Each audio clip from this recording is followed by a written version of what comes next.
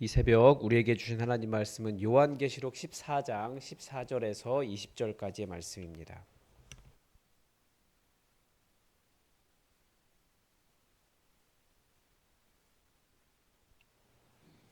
요한계시록 14장 14절에서 20절까지 하나님의 말씀을 다 함께 받들어 읽겠습니다. 또 내가 보니 흰 구름이 있고 구름 위에 인자와 같은 이가 앉으셨는데 그 머리에는 금 면류관이 있고 그 새는 예리한 낫을 가졌더라. 또 다른 천사가 성전으로부터 나와 구름 위에 앉은 이를 향하여 큰 음성으로 외쳐 이르되 당신의 낫을 휘둘러 거두소서. 땅의 곡식이 다 익어 거둘 때가 이르렀음이니이다 하니 구름 위에 앉으신 이가 낫을 땅에 휘두르매 땅의 곡식이 거두어지니라. 또 다른 천사가 하늘에 있는 성전에서 나오는데 역시 예리한 낫을 가졌더라. 또 불을 다스리는 다른 천사가 제단으로부터 나와 예리한 낫을 가진 자를 향하여 큰 음성으로 불러 이르되 내 예리한 낫을 휘둘러 땅에 포도 송이를 거두라. 그 포도가 익었느니라 하더라. 천사가 낫을 땅에 휘둘러 땅에 포도를 거두어 하나님의 진노의 큰 포도주 틀에 던짐에 성 밖에서 그 틀이 밟히니 틀에서 피가 나서 말 굴레에까지 닿았고 1600 스타디온에 퍼졌더라. 아멘.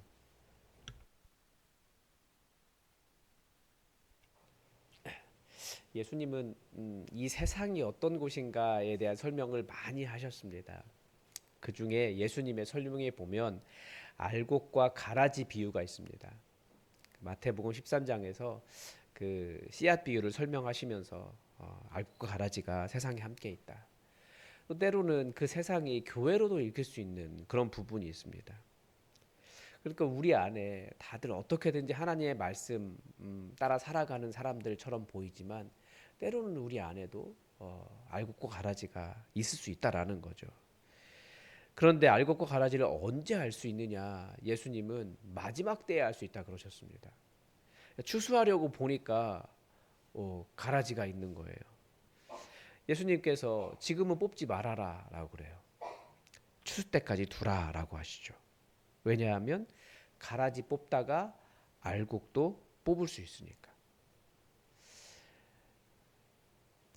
그러면서 이 세상에 예수님께서 말씀하신 것은 가라지를 뿌린 원수는 마귀다라고 이야기하십니다.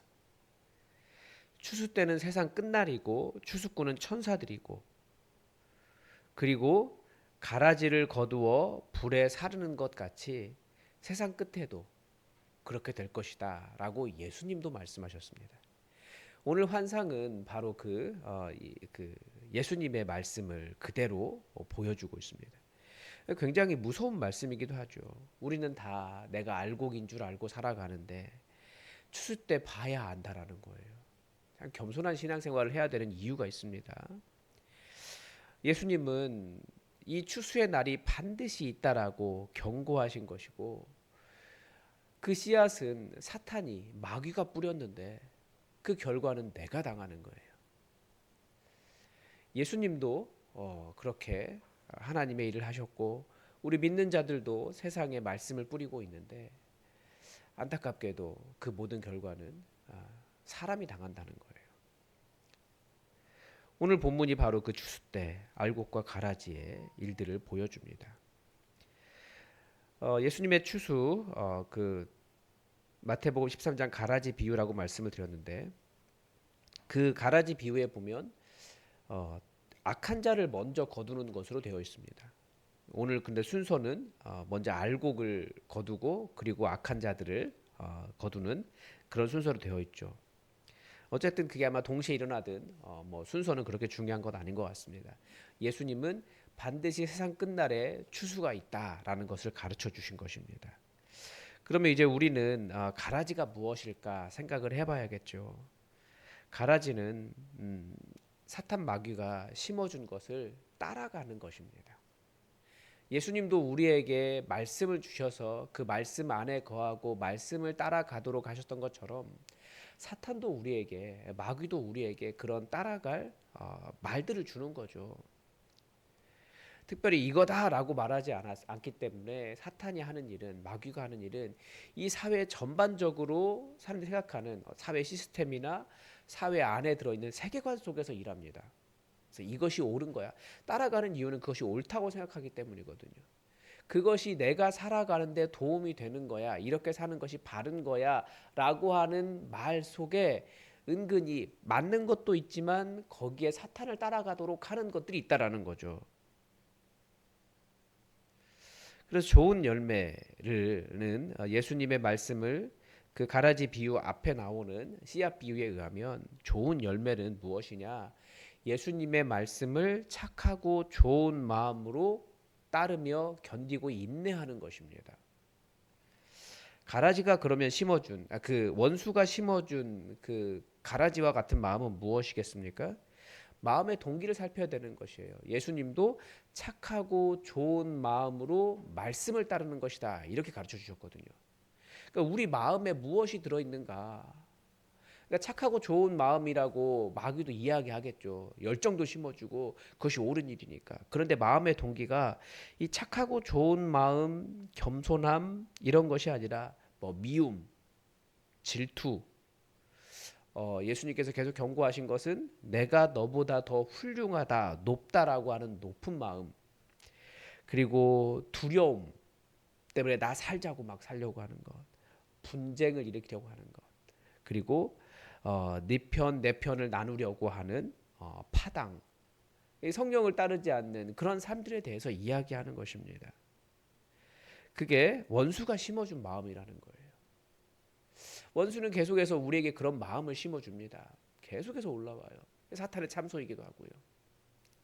그런데 그거 따라가다가는 그 따라가는 이유는 내가 그것 때문에 살고 옳다라고 생각하기 때문인데 그거 따라가다가는 마지막 날에 가라지 되는 거예요. 추수할 때. 굉장히 무서운 경고죠.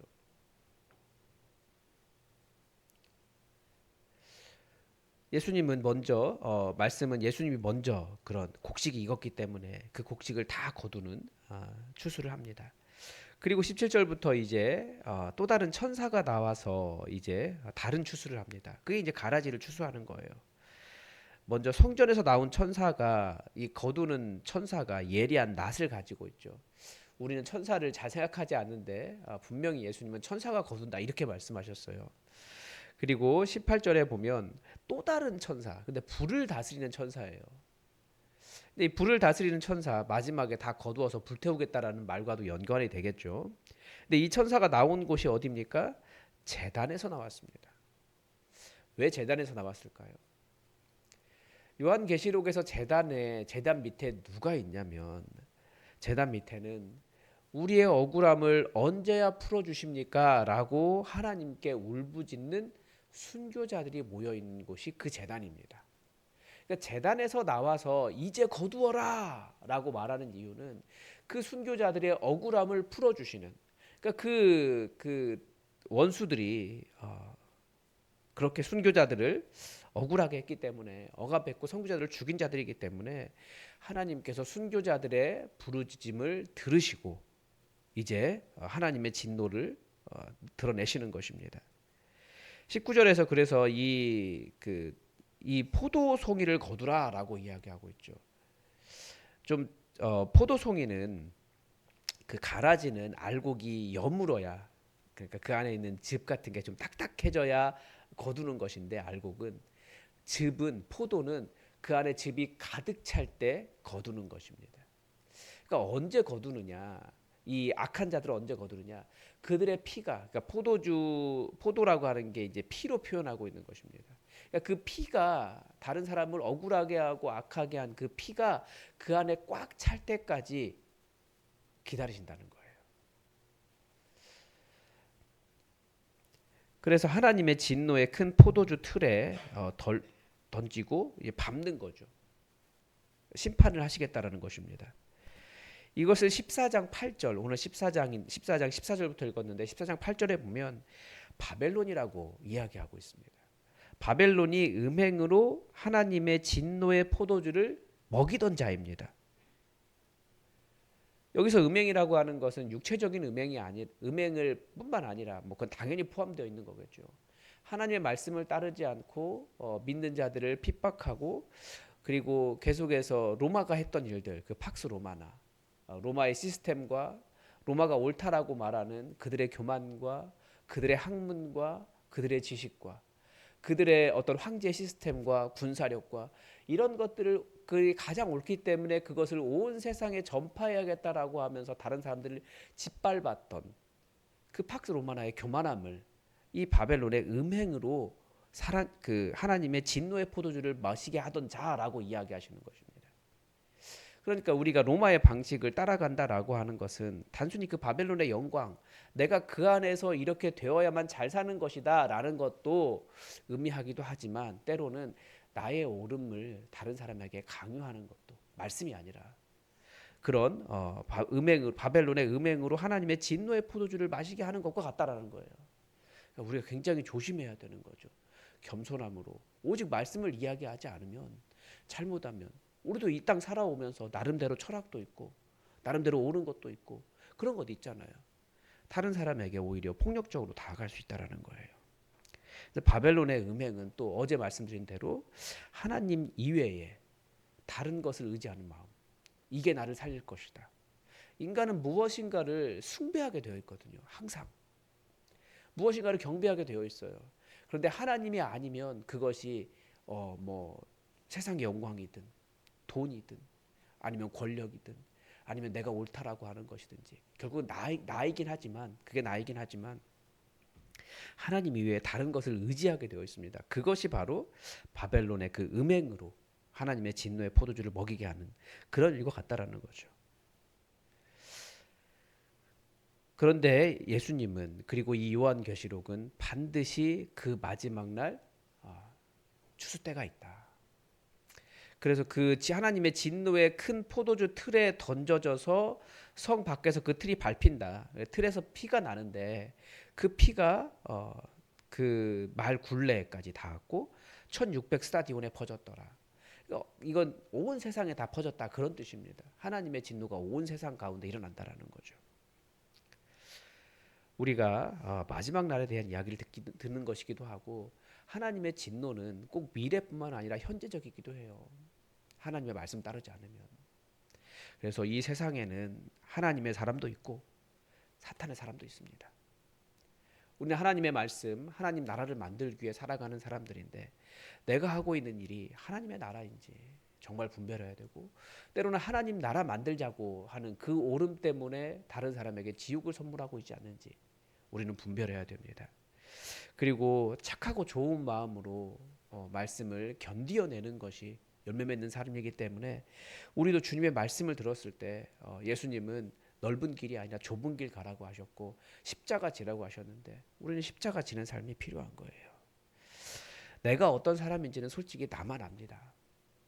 겉에는 다른 사람 보기에는 좋은 사람으로 나를 꾸며갈 수 있지만 내 안에 질투와 혹은 교만과 아니면 잘못된 것이 있는지 그건 나만 알아요.